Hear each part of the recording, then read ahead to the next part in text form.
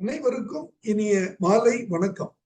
Form graduates forum சார்பில் தொடர்ந்து நடத்தப்படும் இன்று ஒரு தொழில்நுட்பம் நிகழ்ச்சிக்கு உங்கள் அனைவரையும் வருக வருக என வரவேற்கிறேன். இன்றைய நிகழ்ச்சி நமது குழுவின் மூலம் நடத்தப்படும் 798வது நிகழ்ச்சியாகும். இன்றைய நிகழ்ச்சி தலைப்பு visit to tissue culture laboratory, அதாவது திசு வளர்ப்பு முறை வாழை உற்பத்தி என்பது ஆகும். இது ஒரு நேர்காணல் நிகழ்ச்சியாக நடத்தப்படுகிறது. இந்த நேர்காணலில் நம்முடன் இணைய வருகை புரிந்துள்ளார் கன்னியாகுமரி மாவட்டம் தோவாளை பகுதியில் அமைந்துள்ள ஃபினுரா அக்ரோடெக் நிறுவனத்தின் மேலாண்மை இயக்குனர் திரு அசோக் மேக்ரின் அவர்கள். இவர் ஒரு தோட்டக்கலை பட்டதாரி ஆவார். மேலும் தமிழ்நாடு அரசின் தோட்டக்கலை துறையில் துணை இயக்குநராக பணிபுரிந்து ஓய்வு பெற்ற முன்னாள் அதிகாரி ஆவார். 28/8/2025 அன்று பிற்பகல் 3 மணி அளவில் கன்னியாகுமரி மாவட்டம் தோவாளை அருகில் அமைந்துள்ள ஃபினுரா அக்ரோடெக் என்ற நிறுவனம் பார்வையிட செல்லப்பட்டது. இது ஒரு டிஷ்யூ கல்ச்சர் லேபரட்டரி ஆகும். இந்த நிறுவனத்தை அதன் உரிமையாளர் மற்றும் மேலாண்மை இயக்குனரான திரு அசோக் மேக்ரின் அவர்கள் உடனிருந்து அழைத்து சென்று பார்வையிட சுற்றி காண்பித்தார். இந்த ஆய்வகத்தையும் ஆய்வகத்தில் உள்ள பயிற்சி மையத்தையும் அங்கு அமையப்பட்டுள்ள தங்கும் விடுதிகளையும் மற்றும் நர்சரி தோட்டங்களையும் பார்க்க வாய்ப்பு கிடைத்தது. வாருங்கள், அது தொடர்பான தொகுப்பினை இப்போது காணலாம். பண்ணை பட்டதாரிகள் குழுமத்தின் சார்பில் இன்றைய நேர்காணல் நிகழ்ச்சியில் ஃபினுரா அக்ரோடெக் என்ற நிறுவனத்தின் டிஷ்யூ கல்ச்சர் யூனிட் திசு வளர்ப்பு மையம் ஆய்வு செய்ய வரப்பட்டுள்ளது. இந்த நிகழ்ச்சியில் கலந்து கொள்ள ஃபினுரா அக்ரோடெக் நிறுவன மேலாண்மை இயக்குனர் திரு அசோக் மேக்ரின் அவர்களுடன் நேர்காணலில் இணைவோம். வணக்கம் திரு அசோக் மேக்ரின். வணக்கம். வணக்கம் சார், நல்லா இருக்கீங்களா? உங்களை நீண்ட நாட்களுக்கு பிறகு இந்த நிகழ்ச்சி மூலம் சந்திப்பதில் மிக்க மகிழ்ச்சி. ஓகே, நீங்க தோட்டக்கலை துறையில் துணை இயக்குநராக பணிபுரிந்து ஓய்வு பெற்றீங்க. ஓய்வு பெற்று எவ்வளவு நாள் ஆச்சு சார்? 2020 ஓய்வு பெற்றேன். ஓகே, கிட்டத்தட்ட 5 வருஷங்கள் ஆச்சு. 5 வருடங்கள் ஆயிடுச்சு. 2020 இருந்து இது வரைக்கும் என்ன பண்ணிட்டு இருக்கீங்க? என்னென்ன சேவைகள் செய்றீங்க? 2020 ரிட்டர்ன் ஆன உடனே நம்ம ஃபினுரா அக்ரோடெக்கை நம்ம ஸ்டார்ட் பண்ணோம். சரி. அக்ரோடெக்ல நாங்க மெயினா திசு வாழை வளர்ப்பு, சரி, டிஷ்யூ கல்ச்சர் யூனிட் வச்சிருக்கோம். பயோடெக்னாலஜி லேப் ஒன்று இருக்கிறோம். சாயில் டெஸ்டிங் லேப் வச்சிருக்கிறோம். ஓகே. அது கூட மைக்ரோபயாலஜி லேப் வச்சிருக்கிறோம். சரி. ஸோ இது ஒரு கமர்ஷியல் வெஞ்சரா இருந்தா கூட நாங்க அதிகமாட்டு அகாடமிக் சைட்லயும் நம்ம சப்போர்ட் பண்றோம். ஃபார்மர்ஸுக்கும் ஸ்டூடெண்ட்ஸுக்கும் எனக்கு ட்ரைனிங் வச்சிருக்கிறோம். சரி சரி. ஒரு சைடுல கொஞ்சம் ரிசர்ச்சுக்கும் நம்ம சப்போர்ட் பண்ணிட்டு இருக்கோம். கண்டிப்பா கண்டிப்பா. ஓகே, டிஷ்யூ கல்ச்சர் என்றாலே ஒரு ஆய்வகத்தை அடிப்படையாக கொண்டதுதான். ஸோ எப்போதுமே இது கல்வி வளர்ச்சிக்கும் ஆராய்ச்சிக்கும் மிக முக்கிய பங்கு வகிக்கிறது. மேலும் அதே போல விவசாயிகளுக்கு இது ஒரு நல்ல சேவை மையமாகவும் செயல்படுகிறது. ஓகே, இன்றைய நிகழ்ச்சியில் டிஷ்யூ கல்ச்சர் தொடர்பான தகவல்களில் ஆரம்பிப்போம். டிஷ்யூ கல்ச்சர் அப்படின்னா என்ன சார்? டிஷ்யூன்னா திசுவாழை இல்லைன்னா திசுவிலிருந்து உற்பத்தி பண்ணுகிற ஒரு டெக்னாலஜியை பேஸ் பண்ணி தான் இதை பண்றோம். இதுக்கு மெயினாக பயோடெக்னாலஜி. ஓகே, பயோடெக்னாலஜி தான் என்னுடைய அடிப்படை. ஸோ இதை என்ன பண்ணுறோம்னு சொன்னால், இப்போ ஒரு வாழையிலேருந்து நம்ம பக்க கண்ணுகளை வழியாக நம்ம உற்பத்தி பண்ணி செடிகளை உற்பத்தி பண்ணுறோம். நீங்கள் திசுன்னு பார்க்கும்போது ஒரு வாழையினுடைய கிழங்கிலிருந்து, இல்லைன்னா அதனுடைய மெரிஸ்டம் என்று சொல்லுவோம், அதிலிருந்து எடுக்கக்கூடிய திசுவிலிருந்து வாழையை உற்பத்தி பண்ணுறது ஒரு மல்டிப்ளிகேஷன் பண்ணுறதுல ஈஸியாக குயிக்காகவும் பண்ணக்கூடிய ஒரு மெத்தட். அதில் பார்த்தீங்கன்னா ஒரு வாழையிலேருந்து நீங்கள் பக்க கண் வழியாக பண்ணிங்கன்னா மேக்ஸிமம் 5 கன்றுகள் வரை எடுக்க முடியும். ஆனால் இதில் பார்த்தீங்கன்னா ஒரு வாழையிலிருந்து எடுக்கக்கூடிய ஒரு மெரிஸ்டம்ல இருந்து நம்ம 1000 வாழைகள் உற்பத்தி பண்ணலாம். அப்போ நமக்கு தேவையான ஒரு ரகத்தை அதிகமான அளவு உற்பத்தி பண்ணுவதற்கான ஒரு தொழில்நுட்பம் தான் இந்த தொழில்நுட்பம். ஓகே. ஸோ இதுக்கும் அதாவது வழக்கமான வளமையான அது உருவாகிற கன்றுகளுக்கும் டிஷ்யூ கன்றுகளுக்கும் என்ன வேறுபாடு? அது ரகத்தை பொறுத்தவரையிலையோ இதனுடைய பெர்ஃபார்மன்ஸை பொறுத்தவரையிலையோ அந்த ஜெனட்டிக் கேரக்டர் பொறுத்தவரையிலையோ எந்த மாற்றமும் இருக்காது. என்ன இதோட அட்வான்டேஜ் சொல்லி பார்த்தீங்கன்னா, நம்ம இருக்கிறதுல பெஸ்ட் வெரைட்டி இருக்கும். ஒரு இடத்துல ஒரு தோட்டத்தில் போனீங்கன்னா ஒரு 1000 வாழை போட்டிருக்கிற ஒரு 10 வாழை பார்த்தீங்கன்னா நல்ல தார் போடும், நல்ல ஈல்டு கொடுக்கும். சாம்பியனா இருக்கும். அவருடைய கேரக்டர் பார்த்தீங்கன்னாலே வித்தியாசமா இருக்கும். அப்படிப்பட்டவர்களை நாங்கள் சொன்னா தேவைப்படும். இதற்கு பேர் வந்து தாய் மரம். அதை நாங்கள் வந்து செலக்ட் பண்ணி அதுலேருந்து எடுப்போம். எடுத்த அந்த வாழையினுடைய அந்த ஜெனட்டிக் கேரக்டர் இல்லைன்னா அதனுடைய பண்பு வந்து ஒரு அணு கூட வித்தியாசம் இல்லாமல் அதிலிருந்து எடுக்கக்கூடிய 1000 வாழைகள் அந்த பண்பு வரும். அப்படி பார்த்தீங்கன்னா ஒரு வாழை நல்ல சாம்பியன் வாழை, நல்ல தரமான கொலை கிடைக்கக்கூடிய, நோய் தாக்காத நல்ல ஒரு வாழையிலிருந்து எடுக்கக்கூடிய கன்றுகள் எல்லாம் அப்படியே நமக்கு ஈடு கொடுக்கும். இன்னொரு முக்கியமான இது என்ன சொன்னாங்கன்னா, நீங்க இப்போ சாதாரண கன்றுகள் மூலம் நம்ம உற்பத்தி செய்யப்படும் பொழுது நமக்கு வந்து அறுவடைங்கிறது வந்து ஒரு கால நிர்ணயம் பார்க்கும்போது 9 மாதத்துல ஒரு வாழை கொலை போட்டாலும் 9 மாதத்துல சில சிம்களை பாதி வெட்ட முடியும். அதுக்கப்புறம் அறுவடை செய்வதற்கு கொஞ்சம் காலதாமதமாகும். ஒரு மாசம் 2 மாசம் ஆகும். இதுல அப்படி இல்லை. நம்ம போடக்கூடிய அத்தனை கன்றுகளும் ஒரே சமயத்துல ஒரே காலகட்டத்தில் அறுவடை செய்வதற்கான வாய்ப்பு இருக்குது. அதனால இது என்ன மார்க்கெட்டிங், நம்முடைய சந்தைப்படுத்துதலையும் இது ரொம்ப நமக்கு அனுகூலமா இருக்கும். அது போக என்னன்னா வாழையில நோய் தாக்காத கன்றுகளை நான் கொடுக்குறோம். அது ஒன்றே நான் தெளிவுபடுத்த விரும்புகிறேன். நோய் தாக்காத கன்றுகளை கொடுக்குறோம். ஆனால் நம்முடைய வயல்ல நோய் இருந்துச்சுன்னா அது தாக்கும். அதனால என்னன்னா நம்ம கன்றுகள் இருக்காது. குறிப்பா என்னன்னா வைரஸ் ஸ்கிரீன் பண்ணிடுவோம், பாக்டீரியல் டிசீஸ் ஸ்கிரீன் பண்ணிடுவோம். அதனால இதெல்லாம் நாங்கள் ஸ்கிரீன் பண்ணி கொடுக்கறதுனால கொடுக்கக்கூடிய நம்ம எடுத்துட்டு போகக்கூடிய அந்த கன்றுங்கிறது வந்து வீரியமான கன்றுகள், தூய்மையா இருக்கும். இன தூய்மை இருக்கும். அது போல நோய் தாக்காத, வைரஸ் தாக்காத நல்ல கன்றுகளை நம்ம கொடுக்க முடியும். வாங்கி கொண்டு போய் வளர்க்கக்கூடியவங்களுக்கு அதை என்ன செய்யணும்னா 100% 100க்கு 100 அது வந்து நன்மை கூட தரக்கூடிய இதாக இருக்கும். ஸோ இதை வந்து மற்றதோடு கம்பேர் பண்ண முடியாது. இது வந்து ஒரு தனி இதில் வரும். என்ன சொல்றதுன்னா இதனுடைய உற்பத்தியும் அறுவடை எல்லாவற்றையும் பார்க்கும் பொழுது இது மேம்பட்டதாக இருக்கும். மேம்பட்டதுன்னு சொல்லும் போது மகசூல்ல மேம்பாடு உண்டா? கண்டிப்பா. ஏன்னா மற்ற இடத்துல பாத்தீங்கன்னா ஒரு வாழை வந்து ஒரு 15 கிலோ கிடைக்கும். சில வாழைகள் 25 கிலோ 30 கிலோ வரை வரும். அப்ப எதை நம்ம எடுத்து போடுறோமோ அதே மாதிரி வரும்போது ஈல்டு வந்து கண்டிப்பா கூடிடும். நம்பர் ஆஃப் வாழை வந்து அதே தான் இருக்கும். ஆனால் பொட்டன்ஷியல் ஈல்டு பொட்டன்ஷியல் அதிகமா இருக்கும். ஏன்னா பொட்டன்ஷியல் வாழையை தான் நம்ம எடுத்து நம்ம திசு வாழை பண்றோம். ஸோ அதுலேருந்து வரக்கூடிய எல்லாமே ஹை பொட்டன்ஷியா இருக்கும், ரொம்ப வீரியம் மிக்கதா இருக்கும். அதுலேருந்து நம்ம என்ன செய்யலாம்னா நல்ல தரமான, அதே சமயத்தில் அதிகமான விளைச்சல் பெறுவதற்கு வாய்ப்பு இருக்கு. வயதுல ஏதாவது வித்தியாசம் உண்டா? அதாவது இதோட தாய் செடிக்கும் இதுக்கும் வயது வித்தியாசங்கள் இருக்க வாய்ப்பு இருக்குதா? பாத்தீங்கன்னா இந்த வாழையை பாத்தீங்கன்னா சின்னதா இருக்கு. நம்ம பெரிய கன்று போடுவாங்க. இப்போ கன்னியாகுமரி மாவட்டத்தை எடுத்து பாத்தீங்கன்னா உங்களுக்கு செவ்வாழையெல்லாம் 5 கிலோ சைஸ் உள்ள பெரிய கன்றுகள் எடுத்து வைப்பாங்க. இதை பார்த்தாச்சுன்னா சின்னதா இருக்கும். அதை பாத்தீங்கன்னா இதுக்கு ஏஜ்ல வித்தியாசமே வராது. மொத்தம் ஒரு 3 மாத காலம் கொஞ்சம் இது சின்ன தெரியுமே தவிர 3 மாதத்துக்கு பிறகு நீங்க பாத்தீங்கன்னா நீங்க எப்படி கிழங்கிலிருந்து எடுத்த கன்றுகள் வருதோ அதை விட இது வீரியமா வளரும். உங்களுக்கு காலத்துல வந்து மொத்தத்துல வயதுன்னு பாத்தீங்கன்னா எந்த வித மாற்றமும் இருக்காது. அது குறிப்பிட்ட காலத்துல இது அறுவடைக்கு வந்துடும். ஓகே, பொதுவான அடிப்படையான கேள்விகளுக்கே வருவோம். முதல்ல அதாவது இந்த டிஷ்யூ கன்றுகள் இது வந்து ரொம்ப காஸ்ட்லியா இருக்குமா, அல்லது இது எப்படி விவசாயிகளுக்கு இதை வாங்குறதுல என்ன சிரமம்?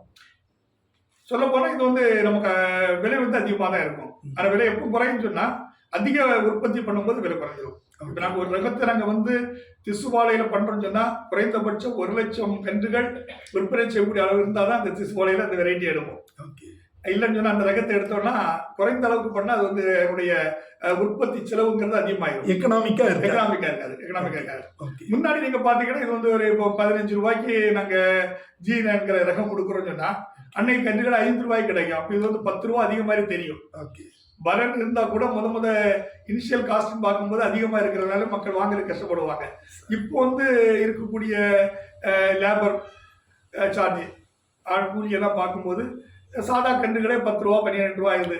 அப்படி இருக்கும்போது இது வந்து இப்போ பெரிய அளவுல விலை வித்தியாசம் இல்லை. ஓகே, சரி. உங்களுடைய லேப்ல நீங்க ஒரு நேரத்துல எவ்வளவு கன்றுகள் உற்பத்தி செய்ய முடியும்? எங்களுடைய லேப்ல வந்து 10 லட்சம், ஆண்டுக்கு 10 லட்சம் ப்ரொடியூஸ் பண்ணக்கூடிய அளவுக்கு எங்களுக்கு கெப்பாசிட்டி இருக்குது. ஆண்டுக்கு 10 லட்சம் அப்படிங்கும்போது அது ஒரே நேரத்துல 10 லட்சம் வைக்க முடியுமா? இது உற்பத்தி எப்படி பண்ணுவோம்னு சொன்னா அந்த சீசனை பொறுத்துதான். எப்போ வந்து பனானா வந்து நமக்கு வாழை வந்து சாகுபடி செய்வாங்களோ அது கணக்கு பண்ணி தான் அந்த கன்றுகளை உற்பத்தி செய்வோம். ஓகே, பொதுவாக வாழையை உற்பத்தி செய்யறது வந்து வாழை நடுறது. பொதுவாக இந்த வாழை கன்றுகளை நடவு செய்யும் போது பருவத்தை பார்த்து நடவு செய்வாங்க. எந்த பருவம்? வழக்கமாக காற்று பாதிப்பு அதிகமாக இருந்து மகசூல் இழப்பு ஏற்படாத வண்ணம் அதை நடுவது வழக்கம். அது தொடர்பான கூடுதல் தகவல்கள் வழங்குமாறு அன்போடு கேட்டுக்கொள்கிறேன். வாழை சாகுபடியில 2 பருவ காலம். ஒண்ணு நடவு பருவ காலம், இன்னொன்னு அறுவடை சமயம். நடவு காலத்தை பொறுத்தவரையில நமக்கு நீர்ப்பாசனம் சொன்னா நமக்கு நீர்ப்பாசன வசதி எப்போ கிடைக்குதோ இல்லை மழை எப்போது வருதோ அதை ஒன்றிதான் நம்ம அந்த நடவு பருவம் இருக்கும். ஆனால் குறிப்பாக வாழை சாகுபடியில வந்து அந்த அறுவடை சமயத்துல காற்று இல்லாத காலமா அறுவடை ஆகணும். அதுதான் அவங்களுக்கு முக்கியமா பார்ப்பாங்க. அதுபோல என்னன்னா சந்தைப்படுத்துதல்ல உங்களுக்கு வந்து நிறைய டிமாண்ட் இருக்கணும். இப்போ பாத்தீங்கன்னா மாம்பழம் சீசன் சமயத்துல வாழைப்பழம் அதிகமாக வந்துச்சுன்னா விலை அதிகமாக கிடைக்காது. அதனால விலை எப்போ அதிகமாக கிடைக்குன்னு பார்த்து செய்வாங்க. அதனால 3 காரியங்கள் அதில் முக்கியமா கணக்கெடுக்கணும். ஒன்று நடவு பருவத்தில் நல்ல மழை கிடைக்கக்கூடிய இருக்கணும், இல்லைன்னா நீர்ப்பாசனம் கிடைக்கக்கூடிய சமயமா இருக்கணும். 2வது அறுவடை சமயத்துல காற்று அதிகமா இல்லாம இருக்கணும். 3வது வந்து விற்பனை சமயத்துல நல்ல விலை கிடைக்கக்கூடிய சமயத்துல அதை போடணும். சில சமயங்கள்லாம் திருமணங்கள் இருக்கக்கூடிய சமயத்துல பாத்தீங்கன்னா வாழைக்கு நல்ல டிமாண்ட் இருக்கும். அந்த டைம் அனுசரிச்சு போடுவாங்க. சில விவசாயிகளை குறித்து எனக்கு தெரியும். அவங்க என்ன சொன்னா குலை வாழை, தலைவாழை, குலை வாழைக்குன்னே போடுவாங்க. அவங்க அந்த திருமணத்தை எதிர்பார்த்து அதை செய்வாங்க. இப்ப சில இடங்கள்ல என்ன பண்ணுவாங்கன்னா காய்கறிக்கான வாழை போடுவாங்க. இப்ப கேரளா மார்க்கெட்டுகளுக்கு இருக்குது, கன்னியாகுமரி உள்ளவங்களுக்கு கேரளாவில் எப்போ திருமணங்கள் அதிகமாக கிடைக்குதோ அந்த டைம்ல அதுக்கு டிமாண்ட் பண்ணி அந்த ரகத்தை போடுவாங்க. முந்தன் ஒரு ரகம் இருக்குது. லாஸ்ட் இயர் எங்களுக்கு முந்தன்ல வந்து எங்களுக்கு நிறைய டிமாண்ட் இருந்ததுனால திசுவாலையில நாங்கள் அந்த முந்தன் போட்டு கொடுத்தோம். அதனால முந்தன் வந்து நல்ல சேல்ஸ் ஆச்சுது. அப்படிப்பட்ட வாய்ப்புகளை பார்த்தா சாகுபடி செய்வாங்க. விவசாயிகள் எப்படி சாகுபடி செய்யறாங்களோ அதுக்கு தேவைக்கு ஏற்ப நாங்க எங்களுடைய செடிகளுடைய உற்பத்தியை நாங்க எங்களுக்கு திட்டமிடுவோம். பொதுவாக நீங்க திசு கல்ச்சர், திசு வாழை வளர்ப்புல எந்தெந்த ரகங்கள் எல்லாம் பயன்படுத்துறீங்க? எந்த வெரைட்டி டிமாண்டா இருக்குது? எங்களுக்கு விற்பனைன்னு பாத்தீங்கன்னா G9, கிராண்ட் 9 சொல்லக்கூடிய எக்ஸ்போர்ட் வெரைட்டி. இப்ப நம்மளும் அதை அதிகமா நம்முடைய நகர பகுதிகளில் அதை வந்து ஏற்றுக்கொண்டாங்க. இப்போ நம்ம இடத்துலயும் அதை நிறைய சாப்பிட்றாங்க. கன்னியாகுமரி மாவட்டத்தை பொறுத்தவரை நமக்குன்னு உள்ள ஸ்பெஷல் வெரைட்டிஸ் எல்லாம் இருக்குது. நாங்கள் அதுவும் போடுறோம். அது குறைந்த அளவில் போடுவோம், தேவைக்கேற்ப போடுவோம். மற்றபடி பார்த்தா G9 போடுவோம். பொதுவாக இந்த திசு வாழைகளை பொறுத்த வரையில அதனுடைய உற்பத்தி ஆகக்கூடிய விளைபொருள் வந்து உள்நாட்டிலும் வெளிநாடுகளிலும் ஏற்றுமதிக்கு போறதுனால ஏற்றுமதி ரகங்களை தான் நம்ம அதிகமாக அந்த திசு வாழையில பண்ணிட்டு இருக்கிறோம். யூனிவர்சலாக பார்த்தீங்கன்னா G9 என்கிற அந்த கிராண்ட் 9ங்கிற வெரைட்டி தான் அதிகமாக போட்டு இருக்கிறோம். இப்போ ரீசெண்ட் இயர்ஸில் பார்த்தீங்கன்னா ஏலக்கி என்கிற ஒரு ரகம், மகாராஷ்டிரா ரகம் அதிகமாக போயிட்டு இருக்குது. அதையும் நாங்கள் பண்ணுறோம். இந்த ஏலக்கியை பற்றி ஒரு வார்த்தை சொல்லணும். ஏன்னா ஏலக்கியும் நமது மாவட்டத்தில் உள்ள ரசகதலி ரெண்டும் சினானிம்ஸ், ரெண்டும் ஒரே ஜீனோடைப். ஸோ அது வந்து நம்ம மாவட்டத்தில் அறிமுகப்படுத்த வேண்டிய ஒரு நல்ல ரகம். ஏன்னா உள் மாநிலங்களையும் உள்நாட்டிலையும் நமக்கு வெளிநாடுகள்லையும் நல்ல இப்போ ஒரு ஏற்புடைய ஒரு ரகம், அதிகமாக மார்க்கெட்டு டிமாண்ட் இருக்கக்கூடிய ரகம். அதனால நாங்கள் இப்போ அதிகமாக பண்ணிட்டு இருக்கிறோம். இப்போ பார்த்தீங்கன்னா அதிகமாக பண்ணக்கூடிய வந்து G9, அது போல ஏலக்கி. ஓகே. சரி, இந்த G9 பத்தி பொதுவாக கொஞ்சம் தவறான கருத்துக்கள், அதாவது அது டேஸ்ட் குறைவாக இருக்குது, அது மட்டும் இல்லை அது கீப்பிங் குவாலிட்டி, அது கொஞ்ச நாள் வச்சிருந்தாலும் அதோட இனிப்புத்தன்மை, அதோட சத்து எல்லாமே குறைவாக இருக்கிறதா ஒரு குற்றச்சாட்டு இருக்குது. அது தொடர்பான தகவல். இப்போ G9ங்கிற வெரைட்டியை வந்து அந்த பனானாவை வந்து யாரெல்லாம் விரும்பி சாப்பிட்றாங்களோ அவங்களுக்காக உற்பத்தி பண்ணக்கூடிய அந்த ரகம் தான் அது. இப்போ நமது மாவட்டத்தை பொறுத்தவரையில் நமக்கு ஏத்தன் வாழை வந்து அதிகமாக நம்ம விரும்பி சாப்பிடக்கூடிய ஒன்று ஏத்தன் வாழை. சரி, அது போல நமக்கு ரசகதலி, நமக்கு இருக்கக்கூடிய மட்டி ரகம் தான் நமக்கு சிறப்பு ரகங்கள், கன்னியாகுமரி மாவட்டத்தோட சிறப்பு ரகங்கள். இப்போ அந்த இதெல்லாம் கம்பேர் பண்ணும்போது இதனுடைய இனிப்புத்தன்மை காரியங்கள் எல்லாம் குறைவாக தான் இருக்கும். ஆனால் இதனுடைய அட்வான்டேஜ் என்னன்னு சொன்னீங்கன்னா, இது வந்து வெளி இடங்களுக்கு அனுப்பும்போது அதிக நாட்கள் நீங்கள் என்னன்னா கோல்டு ஸ்டோரேஜில் வைப்பதற்கான ஏற்ற வெரைட்டி. அதனால இந்த வெரைட்டி வந்து எந்த பர்பஸ் யாருக்கு தேவைப்படுதோ அவங்களுக்காக இது அறிமுகப்படுத்தப்பட்ட வெரைட்டி. நமது மாவட்டத்தில் உள்ள ரகங்களை எந்த விதமான ஒரு வேறுபாடுமின்றி அதே ரகத்தை அப்படியே உற்பத்தி பண்ணி கொடுக்கறதுக்கு நம்மளால முடியும். அதனால இதுல வந்து நமக்கு எது வேணுமோ அதை நம்ம பயன்படுத்திக்கலாம். சரி, ஓகே. ஸோ இந்த பொதுவாக இப்போ ஹைபிரிட் வெரைட்டிஸ், ஹைபிரிட் சீட்ஸ் அப்படின்னாலே விவசாயிகள் மத்தியில் ஒரு வெறுப்பு உணர்வு இருக்கிறது. அதே போல் டிஷ்யூ கல்ச்சரை பற்றியும் சிலர் வந்து ஒரு வெறுப்பு தகவல்கள் வெளியே பரப்புகிறாங்க. அது தொடர்பான உங்கள் கருத்து, அவர்களுக்கு நீங்கள் என்ன சொல்ல விரும்புகிறீங்க? இதுதான் முக்கியமான கேள்வி. தவறான புரிந்து கொள்ளுதல் இருக்குது, விவசாயிகள் மத்தியிலும் இருக்குது, நல்ல கல்வி கற்றவர்கள் மத்தியிலும் இருக்குது, பாமரர்கள் மத்தியிலும் இருக்குது. இந்த திசுவாழை உற்பத்தி என்பது அவங்க என்ன நினைக்கிறாங்கன்னா ஜெனட்டிக்கலி மாடிஃபைடு, இல்லைன்னா இது வந்து ஒரு ஹைபிரிடைசேஷன் பண்றாங்க, இல்லைன்னா இதுல ஏதோ ஒரு மரபணு மாற்றம் செய்யறாங்க, ஏதோ பண்ணி தான் இதை வந்து பெரிய அளவுல காய்க்கிற மாதிரி கொண்டு வராங்கன்னு சொல்லி அது கிடையவே செய்யாது. இது வந்து எப்படி நாட்டு ரகம் இருக்குதோ அதே குவாலிட்டியில தான் நம்ம பண்ணுவோம். எந்த தாய் மரம் எப்படி இருக்கோ அதே மாதிரி தான் நம்முடைய கன்றுகளும் வரும். இதுல எந்த விதமான மாடிஃபிகேஷனும் எந்த விதமான செயற்கையும் இதுல கிடையவே செய்யாது. நம்ம என்ன பண்றோம்னா மண்ணில் வளர்க்கறதுக்கு பதில் நம்ம என்ன செய்யறோம்னா ஒரு மீடியால வளர்க்குறோம், இது லேபுக்குள்ள வளர்க்குறோம். இதுதான் தவிர வேற எந்த விதமான இதுல மாற்றங்களும் நாங்க செய்யறதே கிடையாது. நீங்க தரக்கூடிய செடி எப்படி இருந்ததோ அதை அப்படி வைக்கிறாங்க. இன்னொரு உண்மை கூட நான் சொல்ல விரும்புறேன். இப்ப அழிந்து கொண்டு இருக்கிற ரகங்கள், அந்த ரகங்களை கூட நம்ம பாதுகாப்பதற்கு இந்த டெக்னாலஜி தான் பயன்படுத்துறாங்க. ஓ சரி சரி.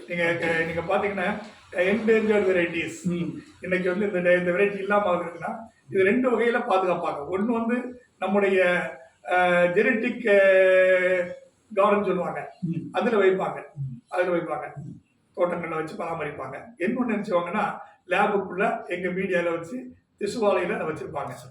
ஆமா, நீங்க வெளியில இருக்கிறது வந்து காலநிலை மாற்றத்தினால அழிந்து போகும், அனைத்து அழிந்து போகாது. அப்படின்னா நீங்க பாரம்பரியமாக பாதுகாக்க வேண்டிய ரகங்களை கூட இந்த திசு வளர்ப்பு முறையில நிச்சயமா பாதுகாக்க முடியும். எனவே இதுல எந்த விதமான செயற்கையான தொழில்நுட்பமும் அதுல கிடையாது. இது ஒரு பாதுகாக்கிற, இது வந்து 100%, 100% நான் சொல்றேன், இது வந்து இயற்கையானது, பாதுகாப்பானது. இதுல எந்த விதமான மரபணு மாற்றம் கிடையவே செய்யாதுங்கிறத நான் உறுதியா சொல்ல விரும்புகிறேன். சமீபத்தில் ஒரு யூடியூப்ல பார்த்தேன், இந்த மரபணு மாற்றம் செய்யறாங்க, அதனால திசுவாலையிலிருந்து வரக்கூடிய பழங்களை சாப்பிடக்கூடாது என்று சொல்லி ஒரு பதிவு போட்டிருந்தாங்க. இந்த பதிவுக்காக நான் மிகவும் வருந்துகிறேன். இப்படிப்பட்ட தவறான எந்தவித அடிப்படையும் இன்றி யாரும் இந்த பதிவுகள் போடக்கூடாது என்பதையும் நான் கேட்டுக்கொள்கிறேன். சமீபத்தில் கூட ஒரு எக்ஸிபிஷன்ல ஒரு அமைச்சர் அவர்கள் அவங்க சொல்றாங்க, இந்த திசு வாழையை போடவே கூடாது, அனுமதிக்க கூடாது, திசு வாழை போட்டதுனால தான் வாழை விவசாயம் அழிந்து விட்டதுன்னு சொல்லிட்டு ஒரு கருத்தை பதிவு செய்தாரு. மிக வருத்தமான காரியம்.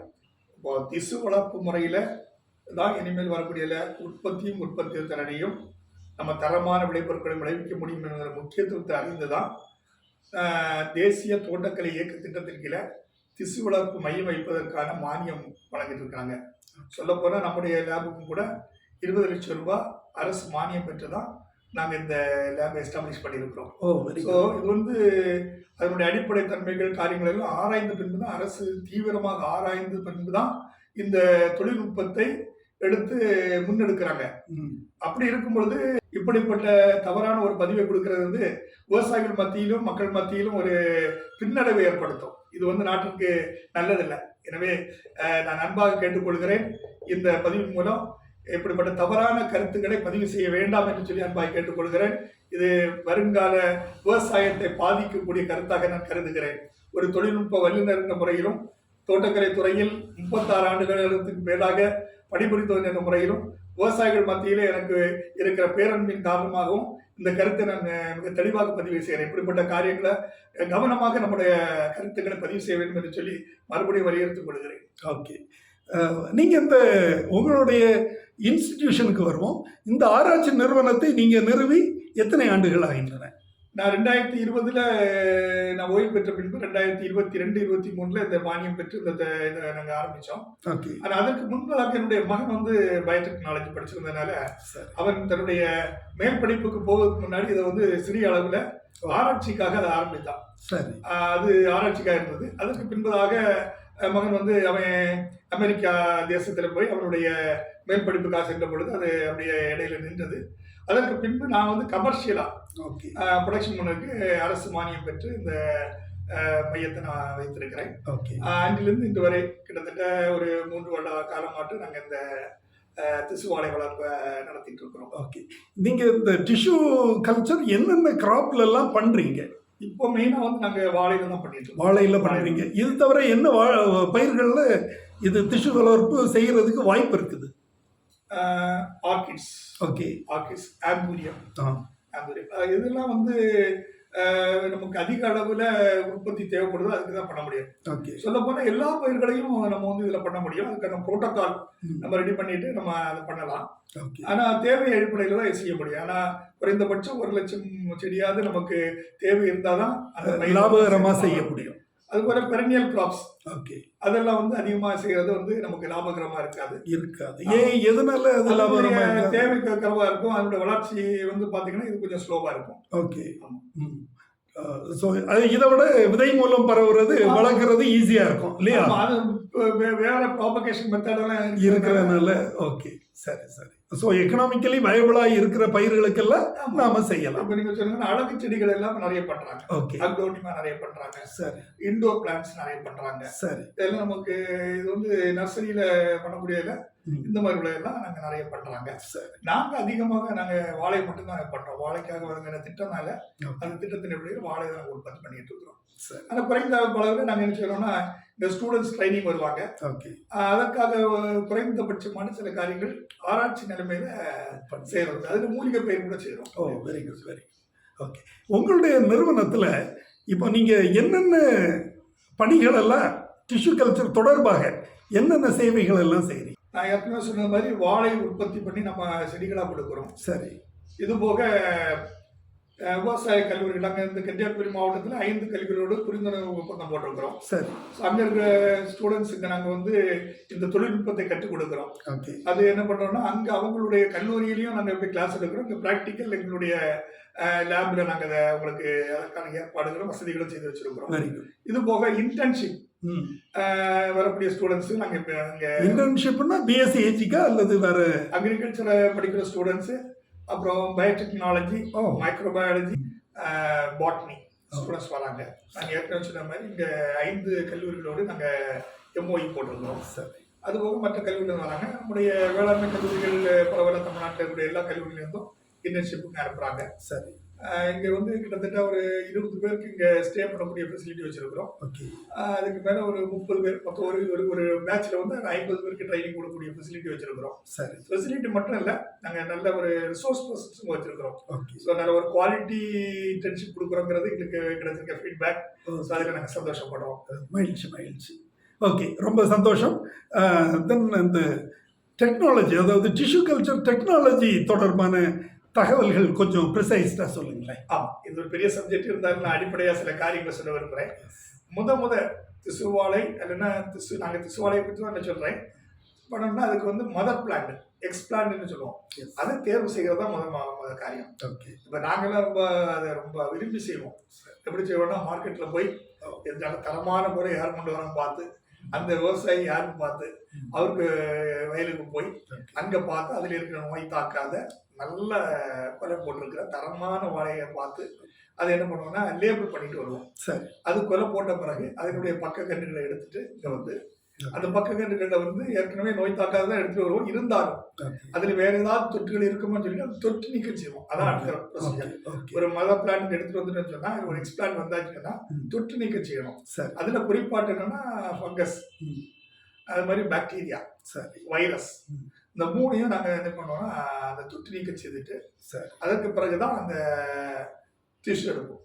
அது மாதிரி ஸ்டெம் சொல்லுவாங்க. அந்த வளர்ந்து வரக்கூடிய ஒரு பகுதியை எடுத்து அதை முதல்ல என்ன செய்வாங்கன்னா லேபுக்கு போட்டிருப்போம். அது ஆய்வகத்துக்கு கொண்ட உடனே முதல்ல என்ன செய்வாங்கன்னா அது அகார்ங்கிற ஒரு மீடியாவில் அதை வைப்போம். அகார் மீடியாவில் வைப்போம். அந்த மீடியாவுக்கு எம்எஸ் மீடியா. ஓகே. அகார்ல எம்எஸ் மீடியா அதுதான் வைப்போம். இதுக்கு பேர் இனிஷியேஷன் சொல்லுவாங்க. முதல்ல வைக்கிற அதை வச்சு ஒரு 20-25 நாள் ஆகும்போது 21 நாள் அந்த கணக்கு வந்த உடனே அதை என்ன சொன்னால் 2ஆக டிவைட் பண்ணுவோம். ஒரு ஒரு வளர்ச்சியான அந்த சதையை அதை வந்து 2ஆக பிரிப்போம். திசுவை 2ஆக பிரிச்சு அது வந்து டிவிஷன். அதுலேருந்து திருப்பி டிவிஷன். அதுக்கப்புறம் இதை என்ன பண்ணுவோம்னு சொன்னால் மல்டி அப்படின்னு சொன்னோம், மல்டி கல்ச்சர். அதுவும் எம்எஸ் மீடியா தான். அதுக்கு இந்த வளர்ச்சி ஊக்கிகள் போட்டிருப்பாங்க, அதில் கூட சேர்ந்துருக்கும். அப்போ அதையும் எடுத்து வச்சு மல்டி போடுவாங்க. ஒரு சைக்கிள் என்று சொல்லக்கூடிய வந்து 21 நாள் ஒரு சைக்கிள். அப்படி வச்சு ஒரு 5லேருந்து 6 சைக்கிள் போடுவோம். Maximum 7 cycle. அது முடிஞ்ச உடனே ஷூட்டிங்கில் போடுவோம். ஷூட்டிங்கிறது வந்து அந்த இலைப்பகுதியில் நல்லா வளர்ந்து இருக்க ஷூட்டிங் கொடுப்போம். இந்த ஸ்டேஜில் என்ன பண்ணுவோம்னு சொன்னால் லைட் கொடுப்போம், ஆர்டிஃபிஷியலாக லைட் கொடுப்போம். அதுக்கு பிறகு ரூட்டிங் மீடியா. அந்த ரூட்டிங் மீடியாவில் வந்து வேர் பகுதிகள் வர்றதுக்கான அந்த ஊக்கிகளெல்லாம் அதை சேர்ப்போம். குறிப்பாக கறி சேர்ப்போம். ம். அந்த மீடியால கார்பன். Carbon okay. அப்போ அதுக்கு ரூட் வரும். அந்த ரூட் வந்த பிறகு ரூட்டிங் மீடியாலேருந்து எடுத்த உடனே அதுக்கு பேர் வந்து எக்ஸகார். ஓகே. அகார்லேருந்து வெளியேறக்கூடிய பிளான் பேர் எக்ஸகார். அந்த எக்ஸாகார் நல்லா க்ளீன் பண்ணி எடுப்போம்.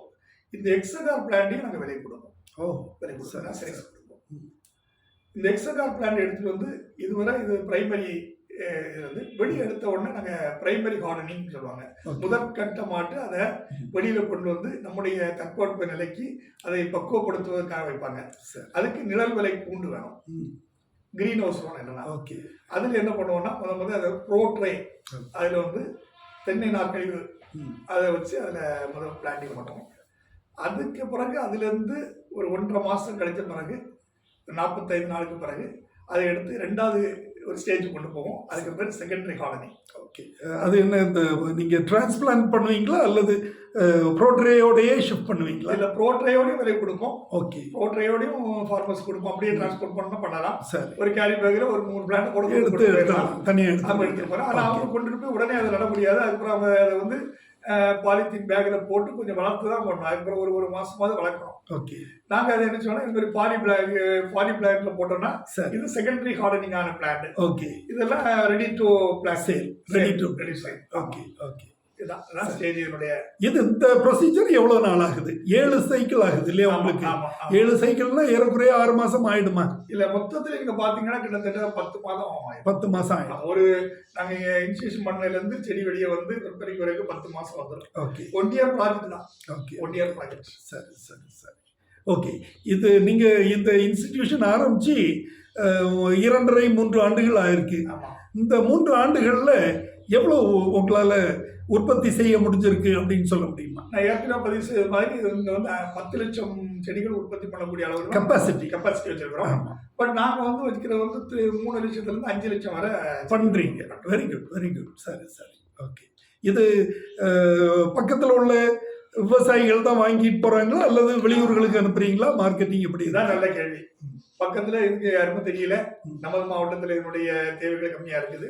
ஆனா அரசு வந்து இதனுடைய நோக்கம் இருக்கிறதுனால அரசு திட்டங்கள் வழியாக இந்த கன்றுகளை வந்து விவசாயிகளுக்கு விநியோகிப்பதற்கான திட்டங்கள் இருக்குது. அது வழியாக வாங்கி கொடுக்குறாங்க.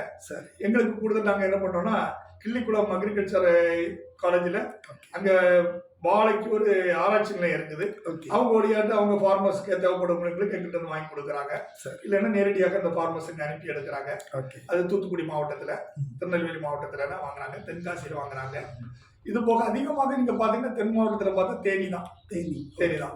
ஆனா அங்க போய் நாங்க நேரடியா விற்பனை செய்ய முடியுமான்னு கேட்டா முடியாது. ஏன்னா அங்கேயும் உற்பத்தியாளர்கள் உண்டுன்னு நான் கேட்டிருக்கிறேன் இல்லையா? அங்க உற்பத்தியாளர்கள் அங்க அவங்களுக்கு வரக்கூடிய செடிகள் எல்லாமே எங்கிருந்து வருதுன்னா ஒசூர்ல இருந்தா. ஓசூர். இப்ப திசுவாலையை பொறுத்தவரையில தேனி மாவட்டம் தான் அதிகமா திசுவாலையை பயன்படுத்திட்டு இருக்கிறாங்க. ஆனா அங்க வந்து நம்ம நேரடியாக விவசாயிகளுக்கு சப்ளை பண்ண முடியுமான்னா முடியாது. அங்க வந்து மீடியேட்டர்ஸ் இருக்கிறாங்க, அவங்க வழியாக தான் நம்ம இதை கொடுக்க முடியும்.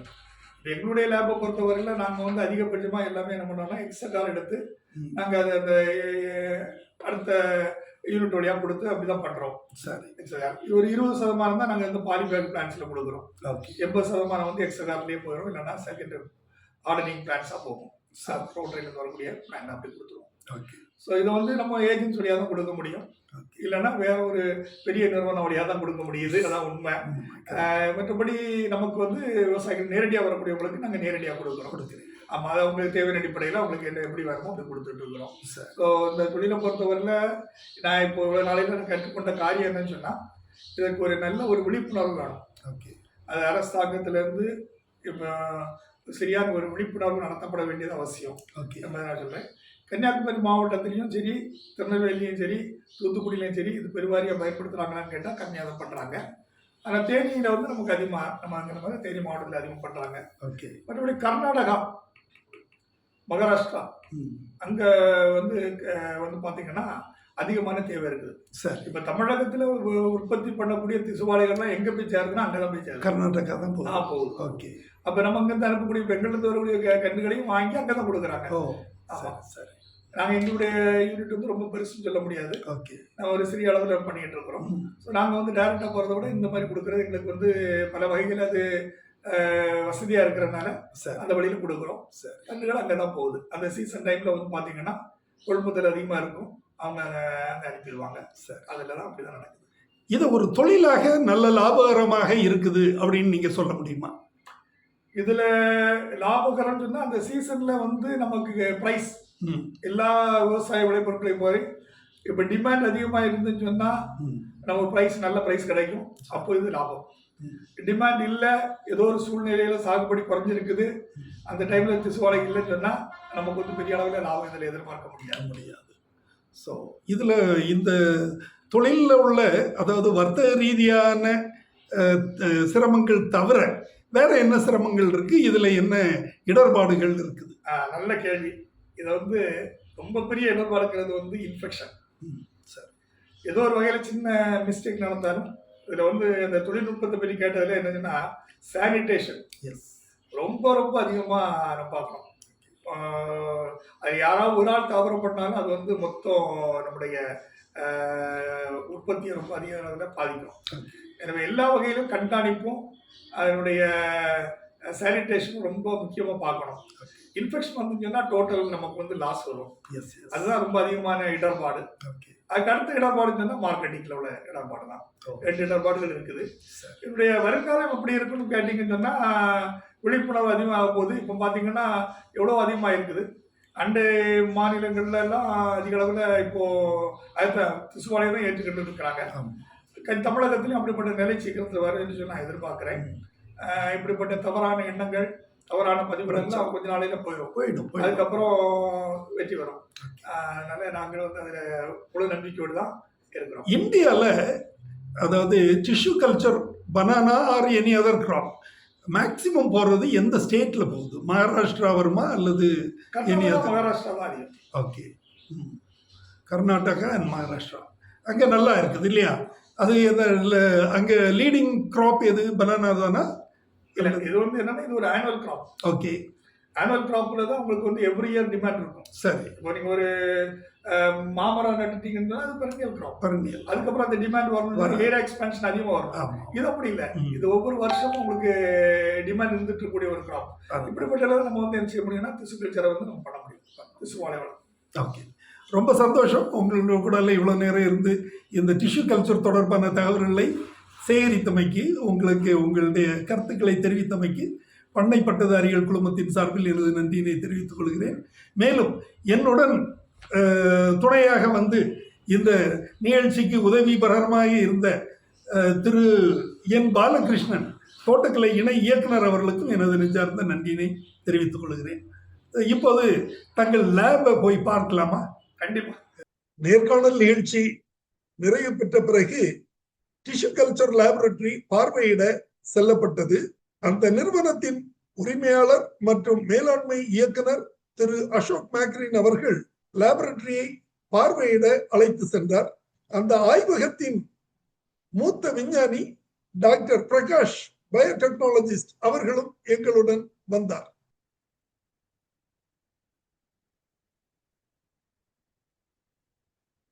இதுதான் அந்த டிஷ்யூ கல்ச்சர் ஆய்வகமாகும்.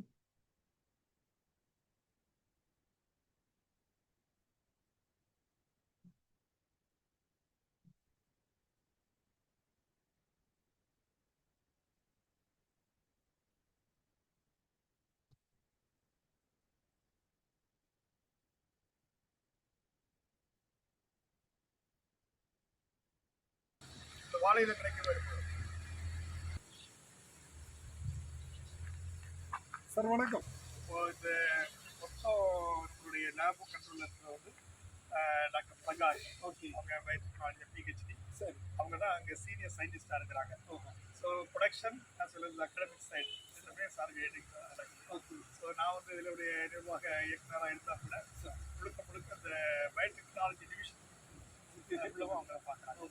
எங்களுக்கு நர்சரி, ஆர்கானிக் ஃபார்ம் அந்த மாதிரிலாம் பண்ணிட்டு இருக்காங்க. அந்த ஆக்டிவிட்டிஸ்லாம் நான் பார்த்துட்டு இருக்கேன். இந்த பயோடெக்னாலஜியை பொறுத்தவரையில் lab students training everything doctor Prakash பார்க்குறாங்க. அவரை நீங்கள் ஓகே. இது என்ன வெரைட்டி சார்? என்ன பிளான்? G9 தானே? இது இல்லை. Okay,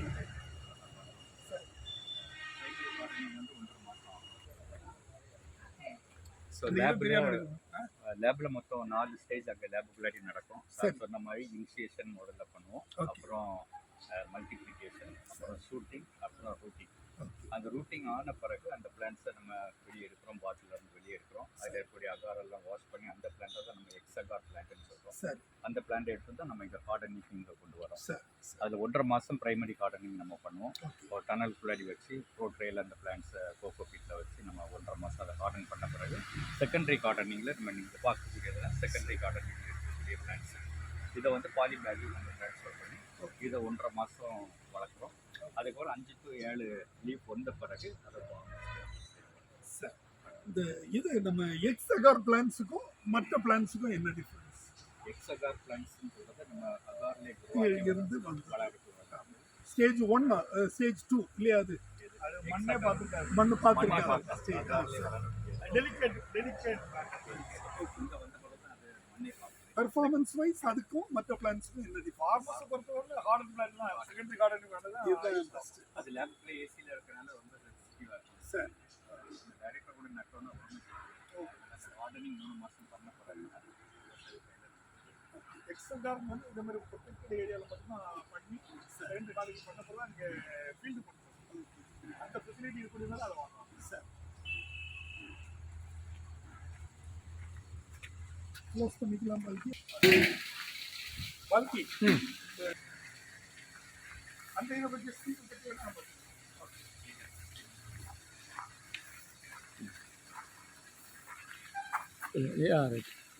okay. இது இது இந்த பில்டிங் எதற்காக வச்சிருக்கீங்க? இதுதான் நம்முடைய ஆய்வகம். ஓகே. இதான் ஆய்வகம். சரி. இதில் பார்த்தீங்கன்னா முதல் வழியில் இருக்கக்கூடிய ஒரு ஆய்வகத்தின் ஒரு பகுதி வந்து வாஷ் ரூம். சரி. இந்த இதில் க்ளீனிங் ப்ராசஸ். சரி. பார்த்தீங்கன்னா இந்த ஆய்வகத்தில் வந்து நம்ம வந்து ஃபோட்டோ சரி. டீச்சர்ஸ் எல்லாம் இருக்குது பாருங்க. சரி. ஓகே. தேசிய தோட்டக்கலை இயக்கத்தில் இருக்கிற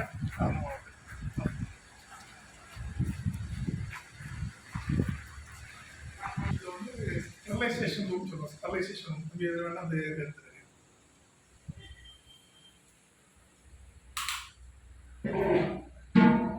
ஸ்டெர்லைசேஷன் ரூம். இதுல இங்கே என்ன செயல்பாடு? ஸோ மொத்தம் இந்த ஆய்வகத்தில் 4 அறைகள் இருக்கும். ஓகே. அது வளர்ப்பு ஆய்வு கூடத்தில் மொத்தம் 4 அறைகள் இருக்கும். அதில் 2 அறைகள் வந்து நான் ஸ்டெரைல் ஏரியான்னு சொல்லுவாங்க. ஒன்று வந்து இந்த ஸ்டெர்லைசேஷன் ரூம் சொல்லக்கூடியது, 2வது அந்த மீடியா ப்ரிப்பேர் பண்ணக்கூடிய ரூம். இந்த 2மே வந்து நான் ஸ்டெரைல் ரூம்ஸ் சொல்லுவாங்க. அது போக 2 ரூம் உள்ளாடி இருக்குது, அது ஸ்டெரைல் ஏரியான்னு சொல்லுவாங்க. அது ஒன்று கல்ச்சர் ரூம்னு சொல்லுவாங்க, இன்னொன்று க்ரோத் ரூம். இப்படி 4 அறைகள் நம்ம இங்கே பார்க்கலாம். நம்ம இப்போ நின்றுட்டு இருக்கக்கூடிய அறை வந்து ஸ்டெர்லைசேஷன் ரூம். இது ஒரு நான் ஸ்டெரைல் ஏரியா. இங்கே தான் நம்ம மீடியா ப்ரிப்பேர் பண்ண பிறகு அந்த பாட்டிலில் அந்த மீடியாவை போர் பண்ணி அந்த பாட்டிலையும் அந்த மீடியாவை நம்ம ஆட்டோக்ளேவில் ஸ்டெர்லைஸ் பண்ணுவோம். எந்த மைக்ரோ ஆர்கானிசமும் அதில் இருக்கக்கூடாது, இன்ஃபெக்ஷியஸ் ஆகக்கூடாது. அப்படி கண்டாமினேஷன்ஸ் வந்துச்சுன்னா அந்த டிஷ்யூ டேமேஜ் ஆகிடும். அதனால இதில் ரொம்ப கேர்ஃபுல்லாக.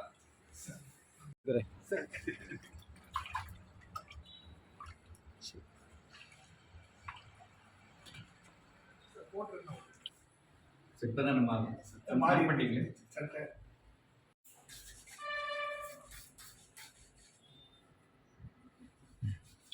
இப்போ நம்ம ஆய்வகத்துக்குள்ளே வந்திருக்கிறோம். நம்ம ஏற்கனவே ஸ்டெர்லைசேஷன் ரூம் பார்த்தோம். அடுத்து நம்ம உள்ளே போகக்கூடிய ரூம் வந்து மீடியா ப்ரிப்பேர் பண்ணக்கூடிய ரூம். இங்கே தான் நம்ம செடிக்கு தேவையான எல்லா நியூட்ரிஷனும் அதை நம்ம ப்ரிப்பேர் பண்ணிவிட்டு அதுக்கப்புறம் அதை ஸ்டெர்லைஸ் பண்ண பிறகு நம்ம கல்ச்சர் ரூமுக்கு அந்த பாட்டில்ஸ் நம்ம போகும்.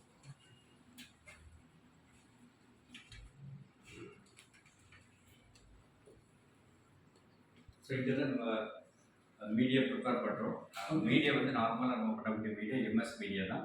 அது சின்ன சின்ன மாடிஃபிகேஷன் நம்ம பண்ணியிருக்கோம். ஒவ்வொரு வெரைட்டிக்கு ஏற்ற மாதிரி மீடியா எல்லாம் ப்ரிப்பேர் பண்ண பிறகு தான் நம்ம அந்த ஸ்டெர்லைசேஷன் ரூமுக்கு இப்போ ஸ்டெர்லைஸ் பண்ண பிறகு தான் நம்ம இந்த கல்ச்சர் ரூமுக்கு நம்ம போகிற பாட்டில்ஸ்.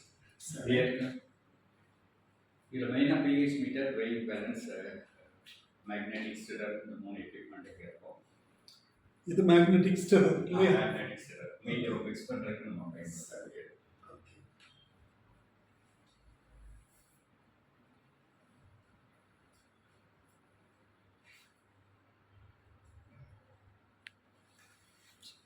ஸோ இங்கே இந்த லேபுக்குள்ளாடி தான் நம்ம 4 ஸ்டேஜஸ் இங்கே நம்ம பண்ணுறோம். குறிப்பாக இந்த ஒரு வாழைக்கடை உற்பத்தி பண்ணுறதுக்கு இங்கே நமக்கு ஒரு 6 மாத காலம் எடுக்கும். சார் ஏற்கனவே சொன்னாங்க, இதான் முதல்ல நம்ம ஒரு மதர் பிளான்ட்லேருந்து எடுக்கக்கூடிய டிஷ்யூ. ஏற்கனவே வெளியே இருந்து அந்த சர்க்கரை கட் பண்ணி அதில் இருக்கக்கூடிய மெரிஸ்டம் மட்டும் நம்ம எடுத்து தொற்று நீக்கம் பண்ணுவோம். பாக்டீரியா, ஃபங்கஸ், வைரஸ் எல்லாமே தொற்று நீக்கம் பண்ண பிறகு இங்கே கீழே பார்க்கலாம், இதான் நம்ம மீடியா அகாரில் வந்து நமக்கு அதுக்கு தேவையான மேக்ரோ நியூட்ரியன்ஸும் மைக்ரோ நியூட்ரியன்ஸும் நம்ம அவைலபிள் ஃபார்மில் வச்சுருக்கிறோம். அதில் கூட நம்ம தொற்று நீக்கப்பட்ட அந்த டிஷ்யூவை வந்து இதில் நம்ம பிளேஸ் பண்ணுறோம். இந்த ஸ்டேஜுக்கு பேர் நம்ம இனிஷியேஷன் சொல்லுவோம். ஓகே. இது ஒரு 21 டேஸ் ஆகும்போது அந்த டிஷ்யூ மல்டிப்ளை ஆகும், பல்ஜ் ஆகும். அதுக்கப்புறம் சார் சொன்ன மாதிரி அதை நம்ம ரெண்டாக கட் பண்ணி அடுத்த பாட்டிலுக்கு நம்ம கொண்டு போகிறோம். அடுத்த ஸ்டேஜ் வந்து நம்ம மல்டி ஸ்டேஜ்னு சொல்லக்கூடியது மல்டிப்ளிகேஷன் ஆகும். அதாவது செல் நம்பர்ஸ் வந்து நம்ம இன்க்ரீஸ் பண்ணுறோம். ஸோ ஃபார் எக்ஸாம்பிள் இதில் ஒரு 100 செல்ஸ் இருந்துச்சுன்னா அதுக்கப்புறம் அந்த நம்பர்ஸ் நம்ம இன்க்ரீஸ் பண்ணணும். டோட்டல் சார் சொன்ன மாதிரி ஒரு டிஷ்யூலேருந்து 1000 பிளான்ஸ் எடுக்கணும்னா நமக்கு நிறைய செல்ஸ் வேணும். அதுக்கு பை டிவிஷன் வந்து physical division. Okay. Surgical blade வச்சு டிவிஷன் கொடுக்குறோம். அப்புறம் ஒவ்வொரு டிஷ்யூவை நல்லா மல்டிப்ளை ஆன பிறகு இதான் நம்ம சார் சொன்ன மாதிரி 7 சைக்கிள் போகணும்னு சொல்லுவோம். இதுல இருந்து ஒவ்வொரு சைக்கிள் நம்ம போவோம். 7 சைக்கிள் போகும்போது நமக்கு decided volume of cell mass நமக்கு கிடைச்சிடும். அந்த செல் மாஸ்ல இருந்து நம்ம அந்த ஷூட்டை டெவலப் பண்ணுவோம். இதுக்கு அந்த மீடியாவில் நமக்கு தேவையான அந்த ஹார்மோன்ஸ் நம்ம கொடுக்கும்போது ஷூட் டெவலப்மெண்ட் ஆகும். செல்ல இருந்து ஷூட் டெவலப் ஆகும். இது லீவ் வரைக்கும் இந்த ஸ்டேஜ் வரும். ஷூட் நல்லா டெவலப் ஆன பிறகு அந்த பிளான்ஸ் எடுத்து நம்ம ரூட்டிங் மீடியால போறோம். ஷூட் ஹார்மோன் போது NAA, IAA அந்த மாதிரியா? இது வந்து நம்ம ரூட் ஃபார்ம் ஆயிடும். ஷூட்டிங் முடிச்ச பிறகு நம்ம ரூட்டிங் மீடியால கொடுக்குறோம். நீங்க பாத்தீங்கன்னா தெரியும் நல்ல கீழே ரூட் ஃபார்ம் ஆயிடும். இதுக்கு நீங்க என்ன மாதிரி இந்த செரடிக்ஸ் அந்த மாதிரி எதுவும் யூஸ் பண்ணுவீங்களா? செரடிக்ஸ் எல்லாம் பயன்படுமா? ஐபிஏ தான் யூஸ் அது ரூட்டிங்க்கு அது போதும். அதே தான் கொடுக்குறோம். அதான் ரைட். ஓகே. சோ இது கொடுக்கும்போது இதான் அந்த ஃபைனல் ஸ்டேஜ். இதுல இந்த ஃபர்ஸ்ட் ஸ்டேஜ்ல இருந்து இந்த ஸ்டேஜ் வரைக்கும் ஒரு 6 மாசம் ஆகுது நமக்கு பிளான்ஸ் வரதுக்கு. ஸோ இதுல இருந்து நம்ம இந்த பிளான்ஸ் நம்ம வெளியே கொண்டு போறோம். வெளியே கொண்டு போய் இந்த அகார் அவ்வளோத்தையும் நம்ம வாஷ் பண்ணி கிடைக்கக்கூடிய அந்த பிளான்ஸ் தான் நம்ம எக்ஸாகார் பிளான்ஸ். நம்ம இதுல இந்த ஸ்டேஜ்ல கிடைக்கிறது நம்பர் ஆஃப் பிளான்ஸ். அந்த பிளாக் சார்கோல் சேர்த்திருப்பாங்க. ஓகே. அதுக்கு கம்பேர் ஆமா. கார்பன். ஸோ இது இந்த 4 ஸ்டேஜஸ். மீதி உள்ள 2 ஸ்டேஜஸ் நம்ம வெளியே போய் பண்றோம். Primary hardening, secondary hardening. Okay. Thank you. Light போட்டு ப்ரோ அதாவது நம்ம ப்ரோ ட்ராக்.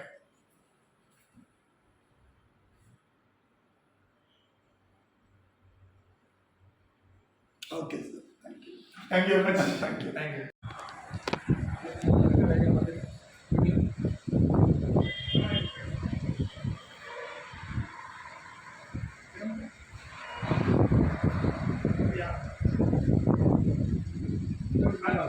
நான் பேசுகிறேன்.